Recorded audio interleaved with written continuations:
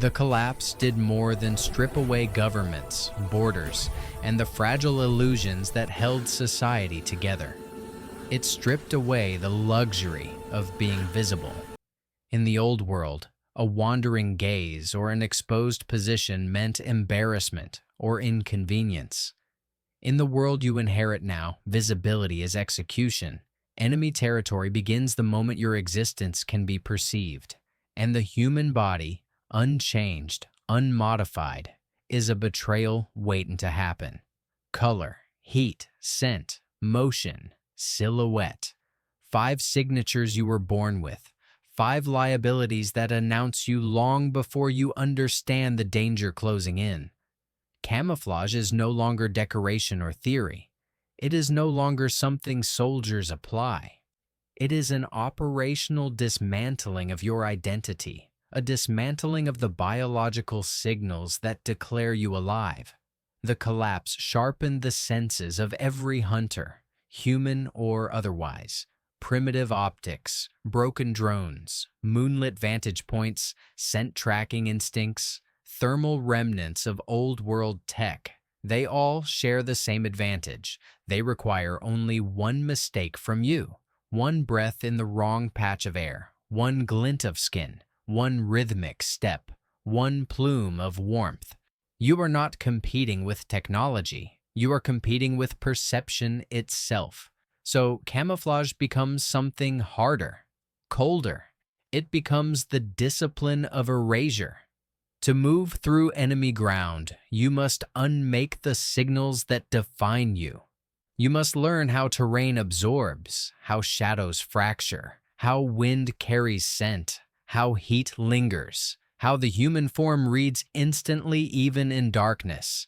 These are not techniques. They are conditions of survival. The world has ended. Detection has not. What follows are the 7 methods that turn a living human into something the enemy's senses cannot classify, and therefore cannot kill. The human face is the most recognizable structure in the natural world. Long before language, before weapons, before memory, the brain evolved to detect faces instantly. That instinct does not disappear after the collapse. It becomes weaponized against you.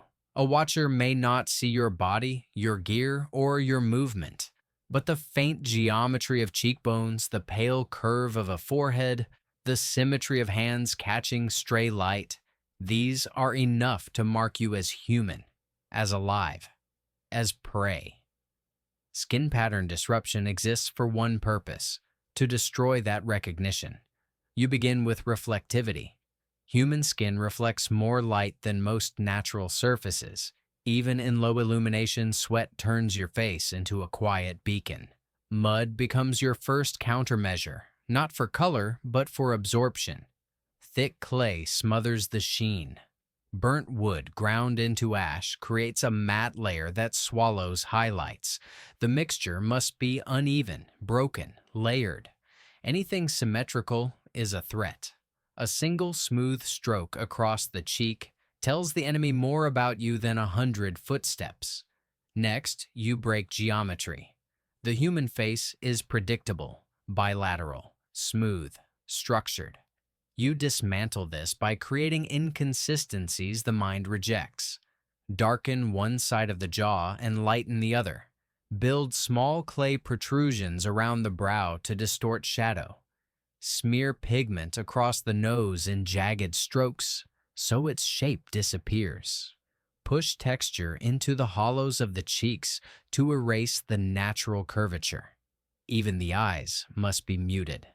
A ring of ash reduces the brightness of the sclera, turning your gaze from a target into an absence. The hands are equally treacherous. Their movements are fast, expressive, and instantly identifiable. Coat the palms and fingers with the same matte mixture, but break the uniformity, darkening knuckles, streaking the backs, muting the nails. A hand that still looks like a hand will betray you even when your face is flawless. Then comes the final layer, environmental integration.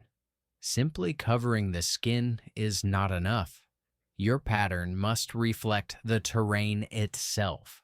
In foliage-heavy zones, embed crushed leaves or moss fibers into the pigment. In urban ruins, rub in soot, dust, and granular debris. Each addition breaks the continuity of your skin until it resembles a fragment of environment rather than a biological surface.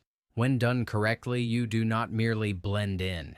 You become visually uninterpretable. A watcher's brain sees shapes, shadows, patches of earth, but not a person. Recognition fails before it has the chance to form. In the collapse, you do not hide your humanity. You dismantle it until nothing remains to recognize. Light is indifferent. It does not care about your hunger, your exhaustion, your caution. It exposes you because that is its nature. In the world before collapse, light was guidance. Now it is a weapon pointed directly at your existence. Full-spectrum light management is the discipline of controlling every interaction between illumination and your body. Not by overpowering it, but by denying it permission to reveal you. Your first enemy is reflection. Human skin, even buried under dirt, still catches glints invisible to you, but unmistakable to a watcher adjusting to darkness. Sweat amplifies this effect. Even a thin sheen along the jaw or temple turns into a microflash under moonlight. So you strip the surface of all smoothness. Ash kills shine. Clay absorbs directional light. Dust from the terrain bonds to sweat and converts it into matte irregularity. Nothing on your body should possess a single reflective plane. Not skin, not fabric, not gear. Anything glossy becomes a signal. Anything polished becomes a death sentence. Shadow discipline follows. Most believe shadows conceal. They do not. Shadows betray geometry. Step into shadow carelessly, and your outline sharpens as your darker mass contrasts against softer gradients. This is why watchers scan shadow first. Anything solid inside it becomes more defined. Your approach must be calculated. You enter only when the shadow is fractured, broken by debris, jagged surfaces, branches, or collapsed structures. Smooth shadow is your enemy. Textured shadow is your refuge. You do not walk into darkness. You dissolve into it by ensuring your shape never appears intact within it. Movement in light is its own doctrine. Under moonlight, humans glow faintly. The body reads as a soft silhouette distinct from the terrain. To counter this, your posture shifts lower, your transition slower and angled. You stay beneath light planes, never rising above rocks, logs, ridges, or rubble, where the sky's illumination outlines the head and shoulders. Height is visibility. Elevation is exposure. The safest positions are always those that keep your form embedded in the landscape's natural breaks. Environmental mimicry amplifies your invisibility. Dust yourself with particles that match the light diffusion of the terrain. In forests, fine soil breaks up luminous edges. In urban ruins, soot absorbs perceptual sharpness. In dry fields, pale dust softens your contours, so light slides across you like it slides across dead matter. The principle is simple. Light cannot betray what it cannot define. When you deny it reflection, deny it shape, deny it height, and deny it motion against contrast, you force the enemy's eyes to slide past you without recognition. You become a muted disturbance in the scenery. Present but unregistered. In the collapse, you survive not by defeating light, but by refusing to give it anything human to reveal. Heat is the signature you never see, yet it is the one that betrays you first. Even when your body is silent, even when your silhouette is broken, even when your scent dissolves into the terrain, your warmth continues broadcasting your existence. In the post-collapse world, thermal detection doesn't require advanced tech. A rusted scope with a half-functioning sensor, a scavenged drone with degraded infrared, Even the instincts of predators navigating cold air at night, they all hunt the same phenomenon: the human heat plume. Thermal signature suppression is the art of turning that plume into something unrecognizable. The first step is surface disruption. Human skin radiates warmth in a consistent, smooth pattern that contrasts sharply against stone, soil, or vegetation. You cannot hide that heat, but you can distort it. A layer of wet mud cools the surface temporarily, but clay thickens the effect, muting the strongest emission points: forehead, chest, neck, inner arms. As it dries, it creates irregular thermal patches rather than one unified hotspot. The goal is not to cool yourself down. The goal is to break the coherence of your temperature. Heat broken into fragments reads as background noise, not a living figure. Movement generates thermal spikes, so your advance must follow a rhythm of controlled cooling. You bleed heat into terrain intentionally. Press your forearms against cold stone. Rest your chest on damp soil. Submerge hands or face in shallow water when available. Terrain becomes a thermal sink. Each contact drains a trace of warmth, lowering your overall plume and disrupting the signature watchers expect. You never move long without a cooling point. Heat is managed like ammunition, spent carefully, replenished slowly. Then comes terrain manipulation. Ruins, rusted metal frames, cracked pavement, collapsed insulation, all hold temperature inconsistently. Position yourself near these distortions, and your thermal outline merges with the chaos. Vegetation does the same. Thick brush masks emissions. Trees absorb warmth, and tangled roots create temperature voids where your heat can hide. You are not blending with the environment. You are letting the environment rewrite your thermal identity. Posture is the final discipline. A human body emits heat in a vertical column: head, torso, thighs, all stacked in a pattern impossible to mistake. Break that shape, and recognition collapses. Crawl sideways with one leg extended irregularly. Curl into a twisted form that scatters warmth across multiple planes. Hug the ground so your heat merges with the Earth's lingering cool. A distorted silhouette produces a distorted heat signature. True thermal concealment is not about becoming cold. It is about becoming unreadable. Your warmth scattered, your outline fractured, your presence lost inside environmental noise. When the watcher sees only irregular heat, the threat classification never completes. In the collapse, heat is confession. Suppression is survival. Color is deception. Texture is truth.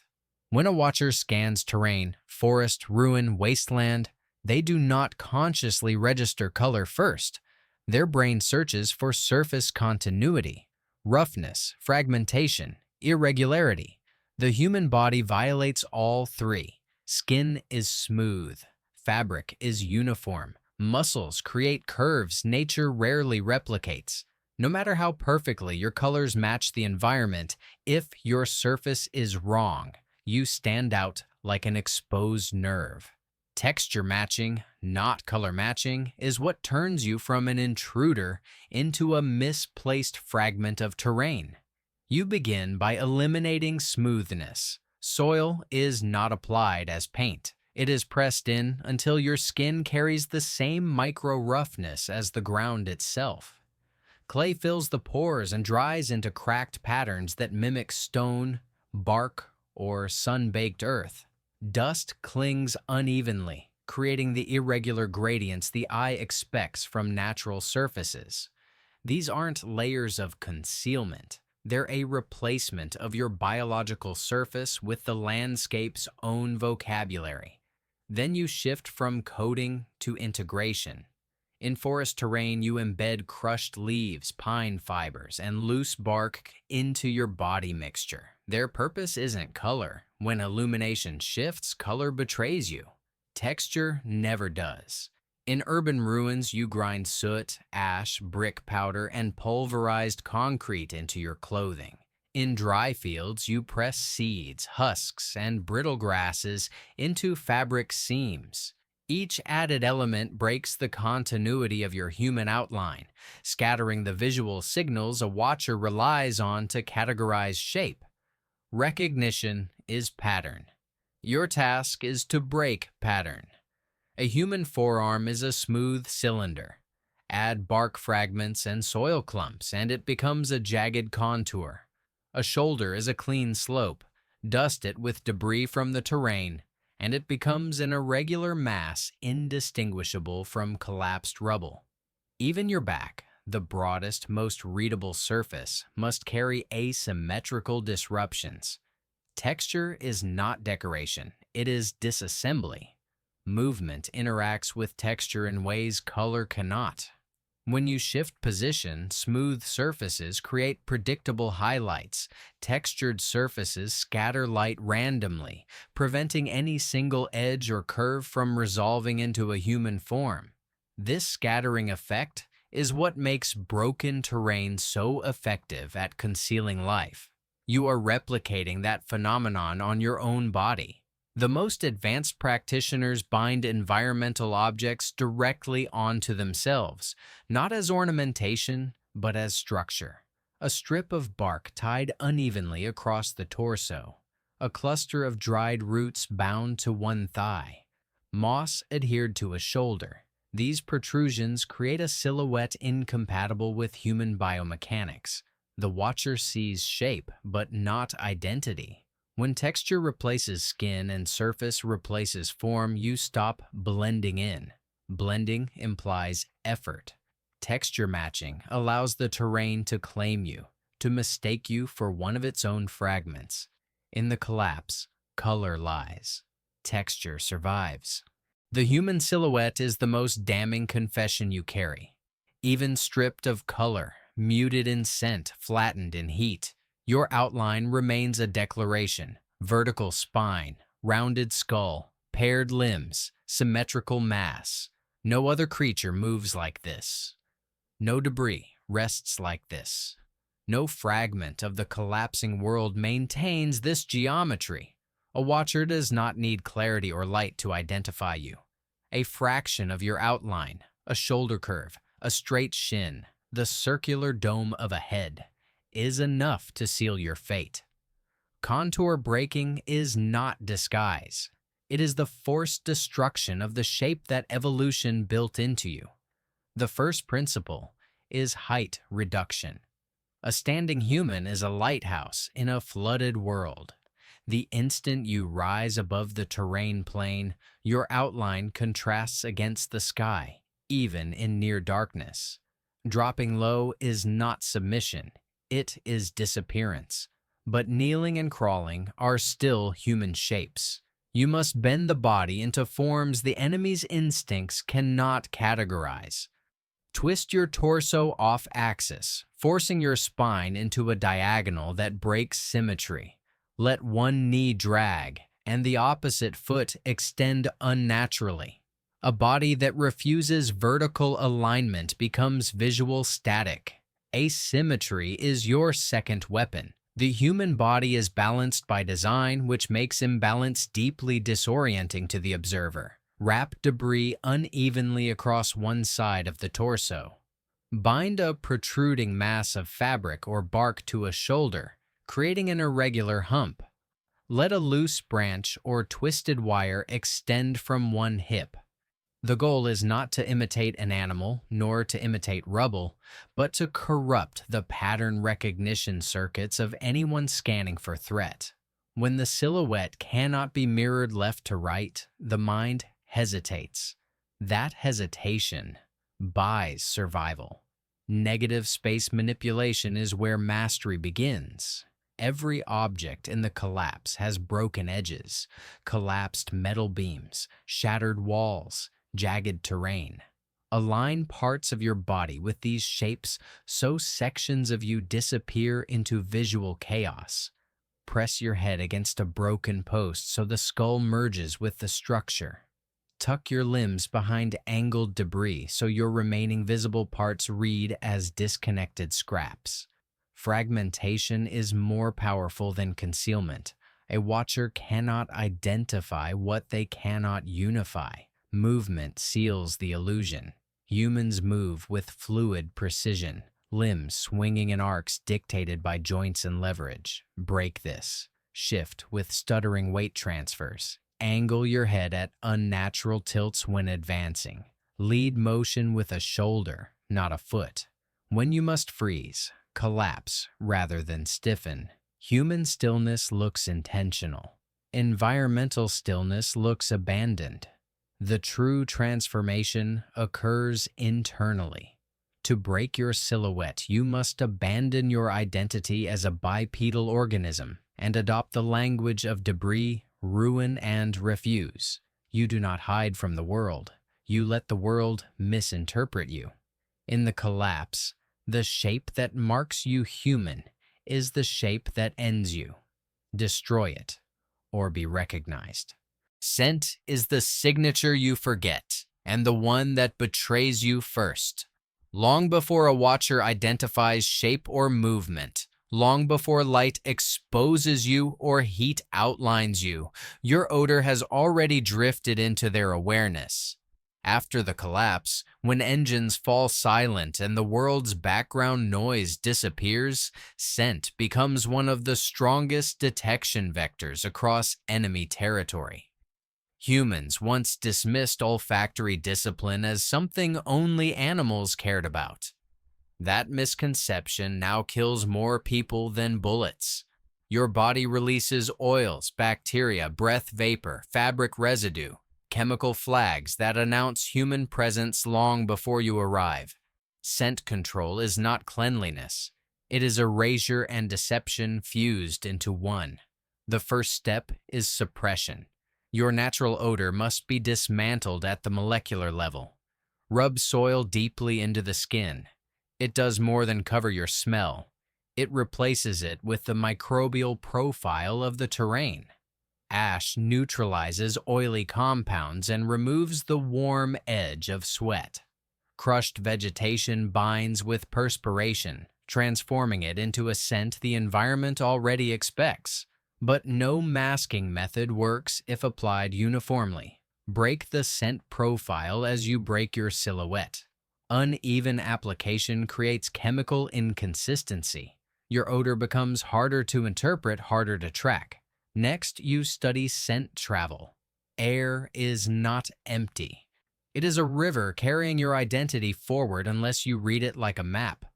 Warm air lifts scent upward. Cold air drags it low and wide. Dry wind carries it far. Humid air clings to it and slows it.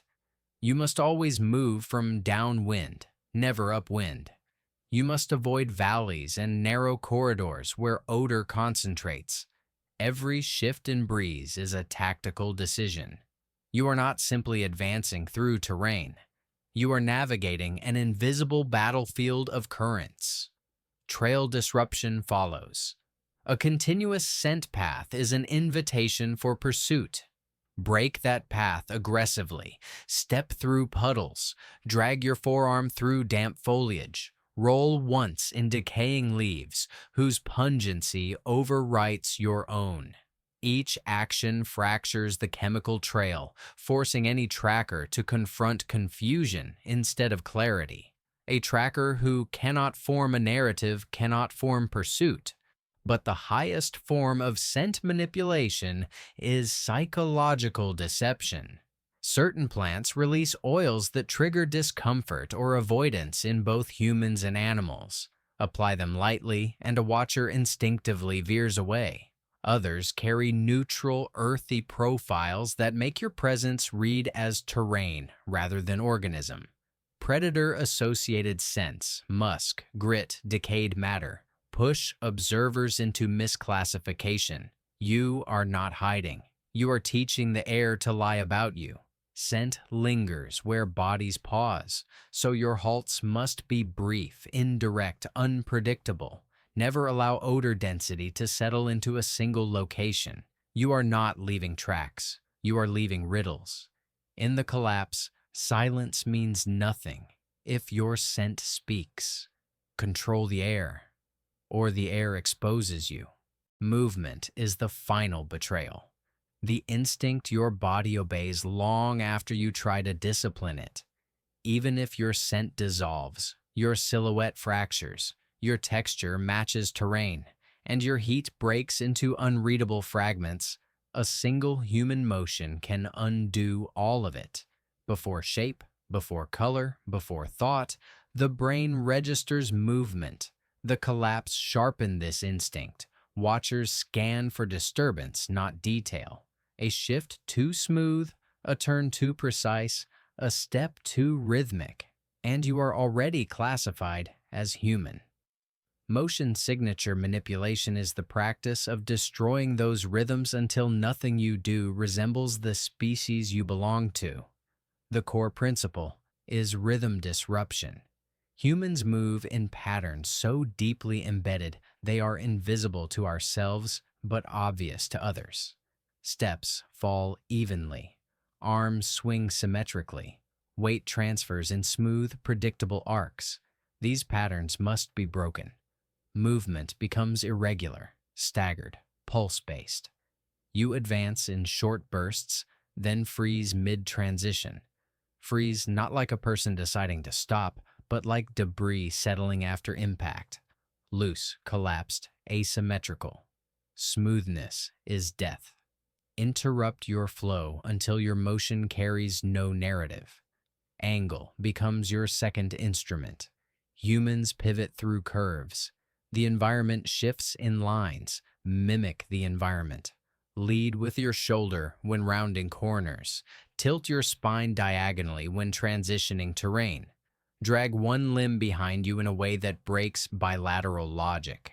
A watcher who sees a shape move but cannot align the angles with human biomechanics experiences hesitation. Hesitation is a shield. Shadow movement requires a separate discipline.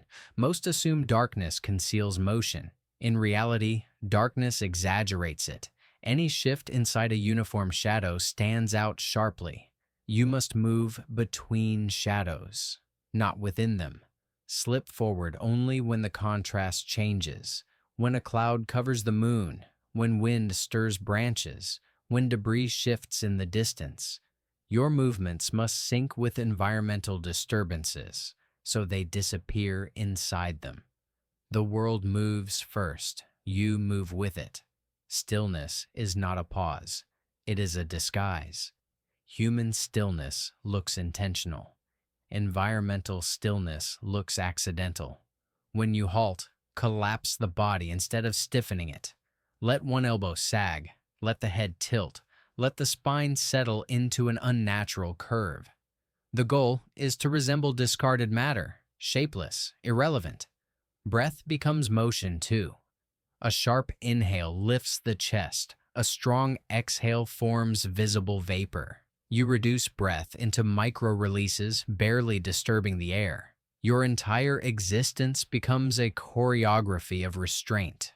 When mastered, your movement stops broadcasting identity.